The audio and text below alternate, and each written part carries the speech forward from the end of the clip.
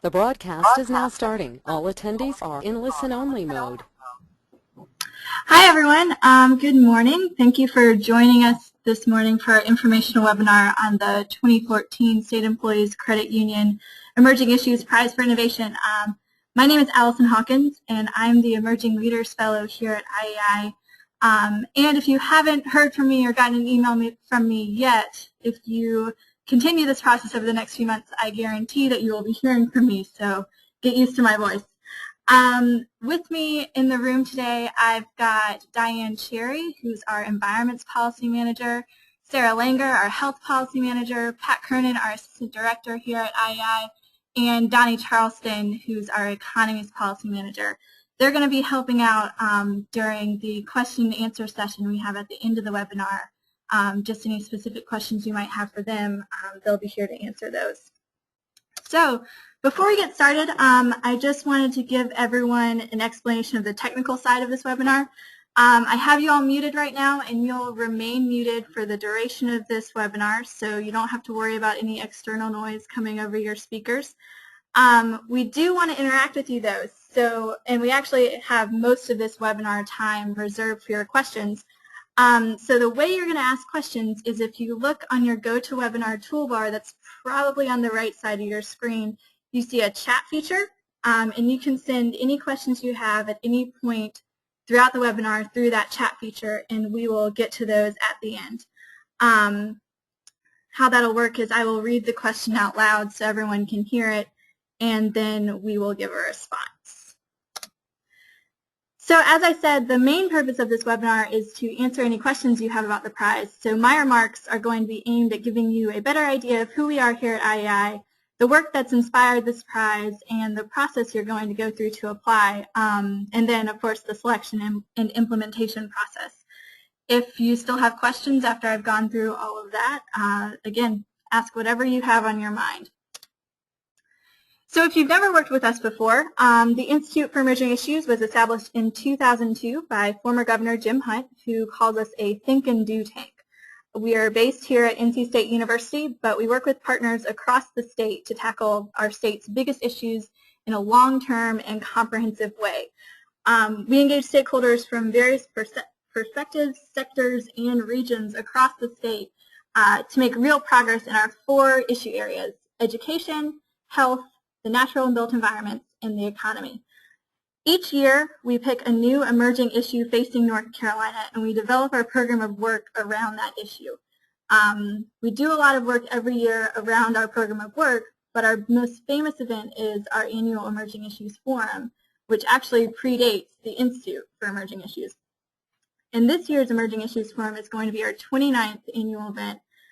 We're going to bring in national and international figures to Raleigh to meet with a group of around 1,200 stakeholders from across the state to start thinking about how to work together as a state to address our chosen issue. So, enough about IEI, the Prize for Innovation. In an attempt to engage our state's youngest generation and our future leaders, we created the Emerging Issues Prize for Innovation in 2011 to challenge students in North Carolina to come up with creative ideas for solving our state's toughest issues that went along with our current program of work. Each year, well, before this year's a little bit different.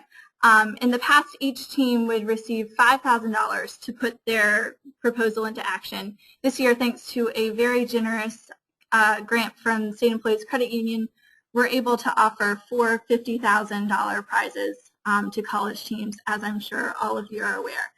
And we're really proud. Our former winners have been putting their prizes to great use.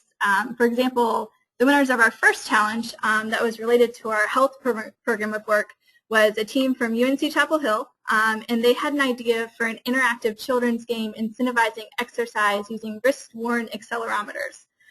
They used their $5,000 prize as seed money to turn their idea into a business called Sword. And they paired with Texas Instruments for prototyping, and they're now on their second pilot. And they won the Blue Cross Blue Shield Health Innovations Challenge, where they received an additional $20,000 for product development. So I know the prize money is definitely an attractive draw, but many teams who have entered and not won the final prize also found the experience developing and refining an idea very valuable. And teachers and professors across the state have found this an exciting exercise for their classes to tackle an interesting issue and think about how they as students can make a difference in their communities. So enough with all the history. Let's talk about this year's prize. The 2014 Prize for Innovation is based on our current program of work building a world-class teaching workforce in North Carolina. Studies have shown that an effective teacher is one of the most important components to student success. And in North Carolina, we need these world-class teachers in order to build a cohort of world-class students, and by extension, a world-class workforce in order to assure our economic success. Clearly, there's a need for us to have these world-class and effective teachers in North Carolina, and because of this need, our 2014 State Employees Credit Union Emerging Issues Prize for Innovation challenges students to think about ways to support their teachers within the framework of IAI's 4 issue areas. So let's go through them. The first is education, obviously.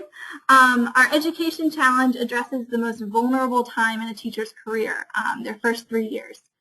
Teacher retention is a national crisis. This isn't just something we're facing in North Carolina. An estimated 33% of all new teachers in the United States leave the classroom after the first 3 years, and 46% are gone after the first 5 years. High rates of teacher turnover hurts learning and costs us money. So we want you to come up with a novel strategy or tool to support teachers who are in their first 3 years of service. We want to start to slow and eventually reverse this high rate of turnover.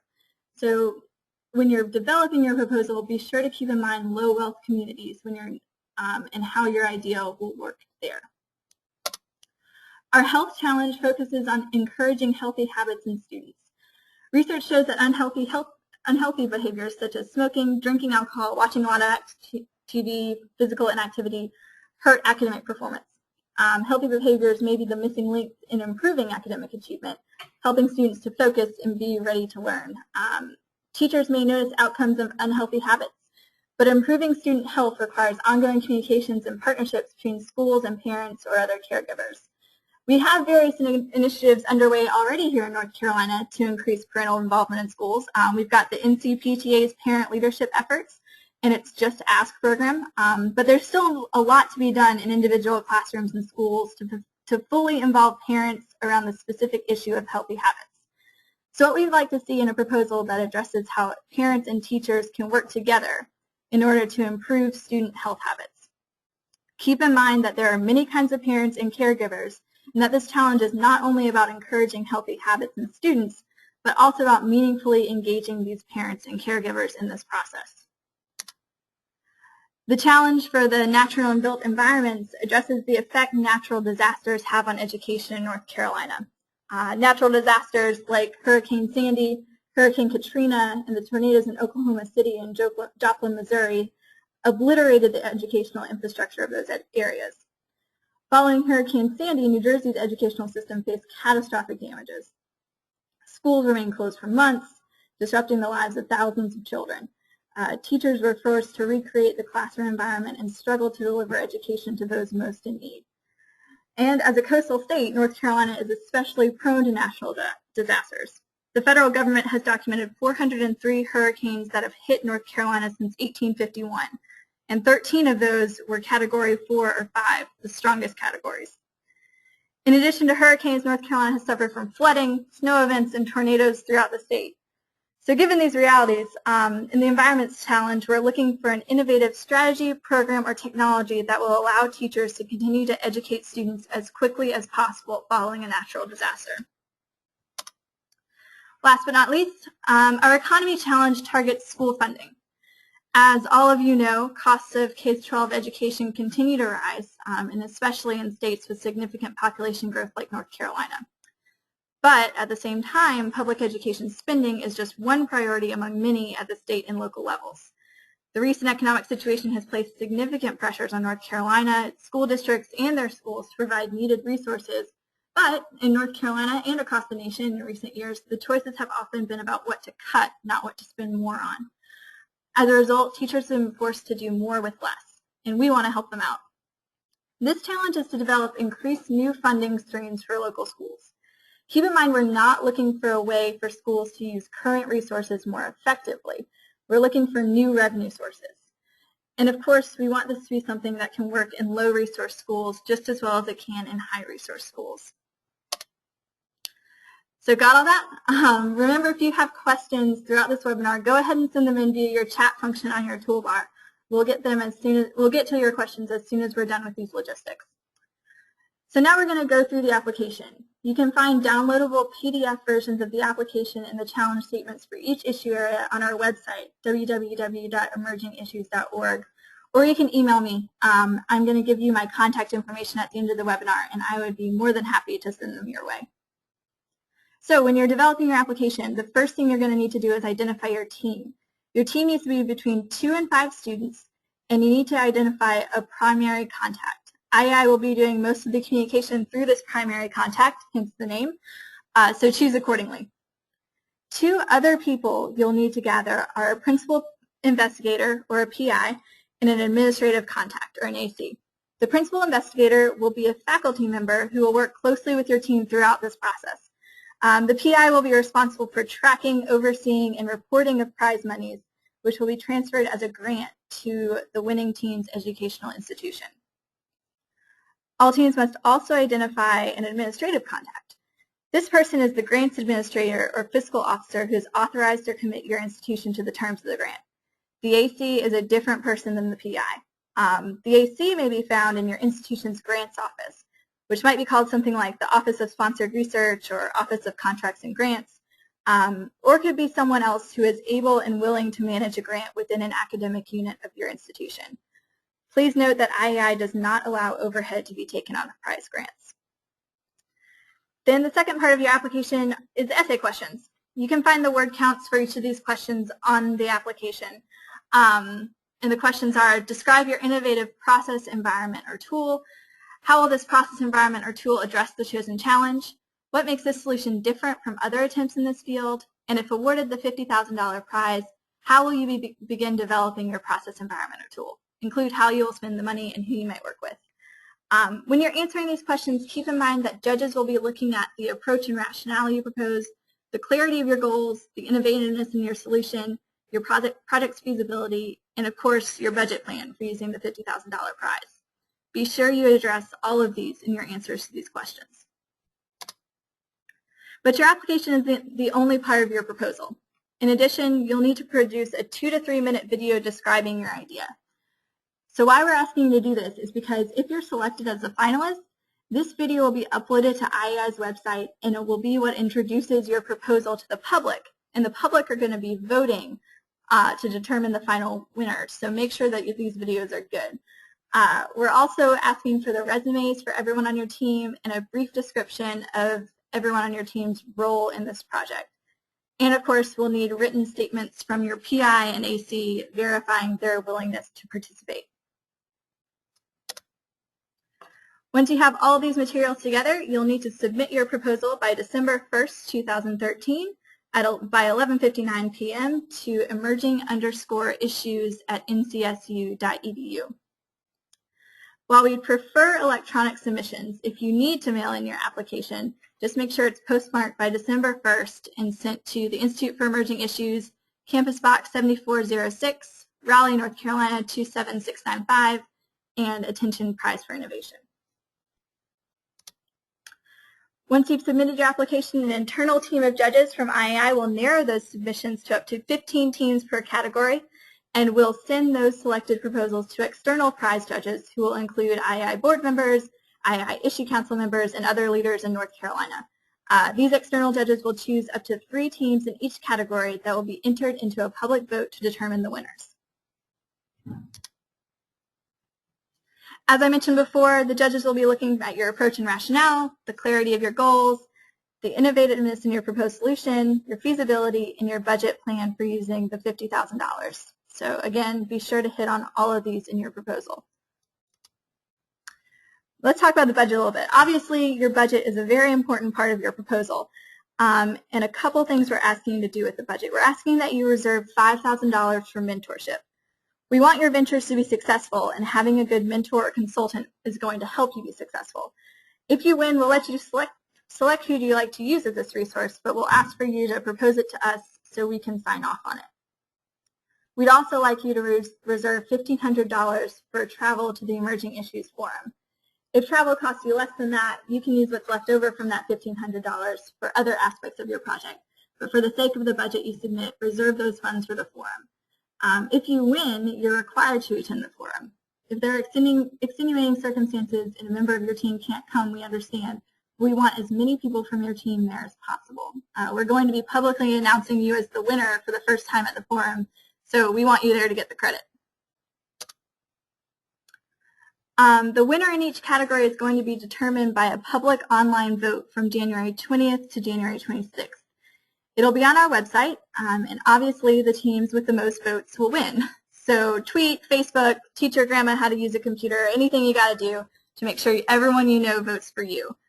The winning team is going to be notified January 27th, but no public announcement will be made until the Emerging Issues Forum in February. So your team won. Congratulations. What you can expect is to receive the prize money in 2 installments, typically 6 months apart, and you'll need to submit quarterly progress reports to us to let us know what you're doing. And of course, you'll need to make North Carolina a better place by implementing your project. So the key dates one more time before we open the floor for questions. So go ahead and start sending those in. December 1st, proposals due at 11:59 p.m. December 19th, finalists are announced. January 20th through 26th, public voting period. January 27th, the winning teams are notified. And February 10th through 11th, the Emerging Issues Forum and public announcement of the winners.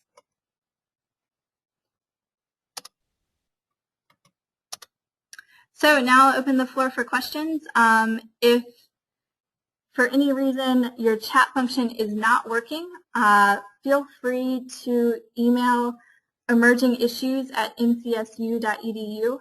We've got someone monitoring that who will send me any questions that come through there, and we'll get to those. And feel free to write down my contact information on this slide and get in touch with me with any questions that we didn't have answered or didn't have time to answer during this webinar. Thank you. We've got a question. Do you plan to post this recording for those who could not participate in this webinar? Yes, we'll have that recording posted soon on the page of our website that has the Emerging Issues Prize for Innovation. So feel free to check that out, send it to whoever needs to see it.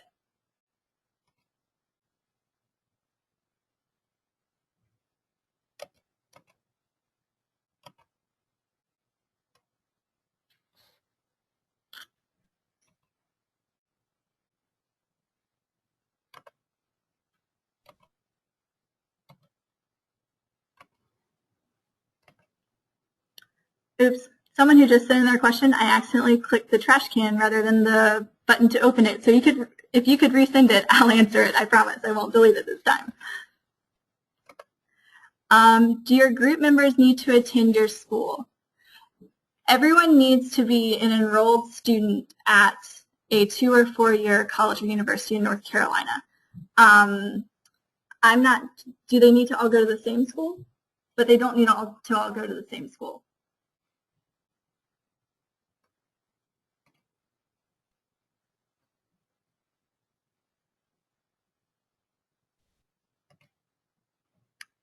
In the health category, is the expectation that we address the multiple health barriers listed, or can plans address a specific aspect of health?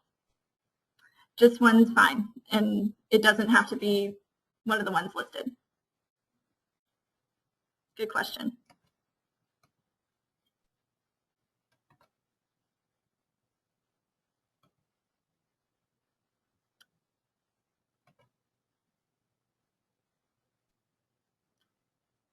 Anything else?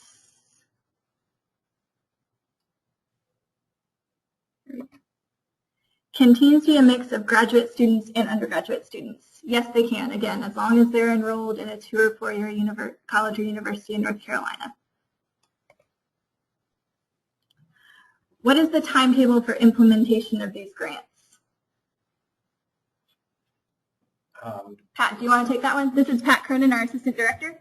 Sure. I don't think we necessarily expect you to fully complete your ultimate goal in the coming year, but we would we would like you to tell us what you expect to accomplish in the 12-month period after you receive the award. And so I think the judges will understand if you're being realistic about how much you can accomplish. But we're interested in the excitement of your idea, if we think it's worthwhile, and we think you've got a reasonable implementation period and what you can carve out over the next 12 months. That's what we'll be looking for. Thank you. Is there a list of projects that have already been done? So this is the first year that we're able to offer this $50,000 prize and offer it in each of our 4 issue areas. But we have been in the past offering a $5,000 prize for both high school and college students with only 1 challenge. And we have some examples of past winners on our website. If you're having any trouble finding that on our website, send me an email and I'll send you the link directly.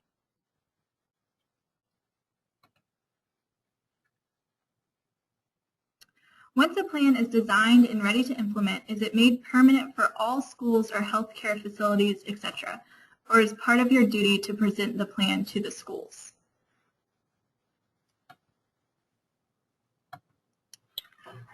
Let me see if I can tackle that one. I guess I'm not quite sure what the question is getting at.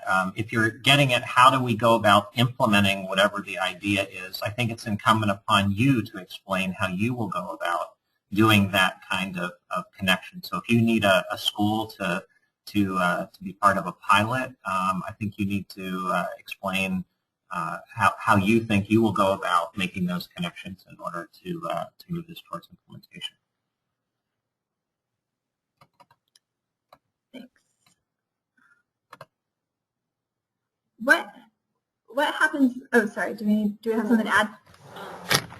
In the environments challenge that's about the educational delivery, one thing that would strengthen the application would be if there's a partnership with a school, particular school or district.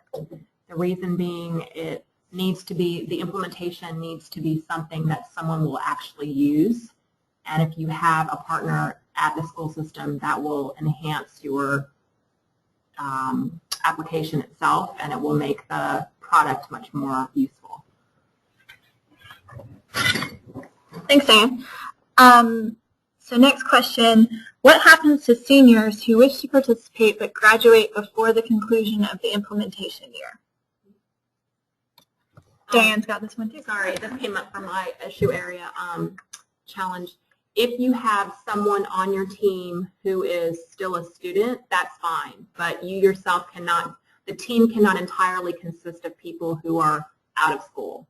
So as long as someone is still a student somewhere in 2- or 4-year college, then you're fine.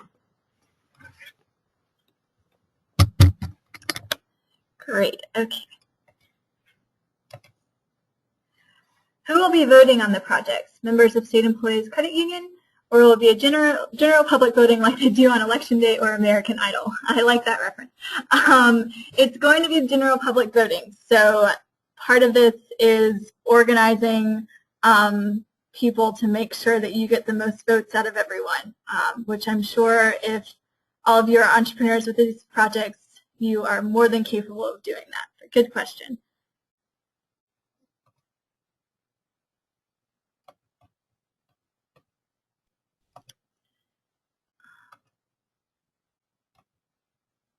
Let's see, I've already answered that question. Here's a new one.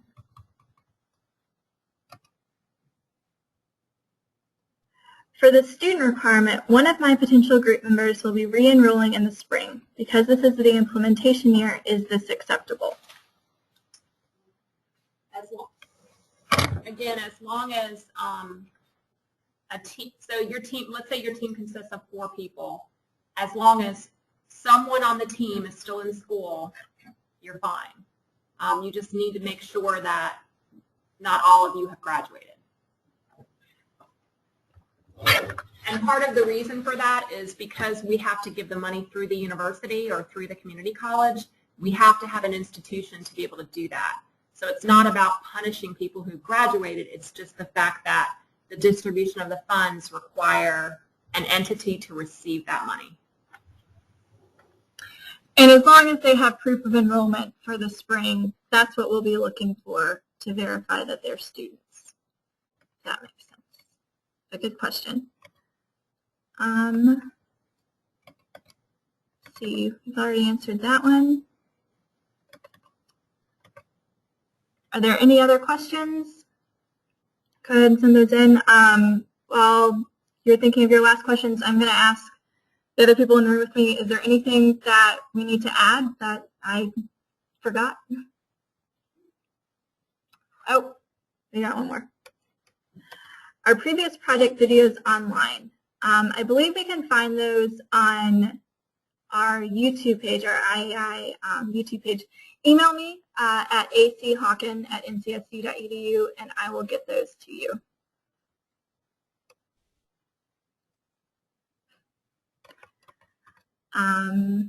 Great. Anything else?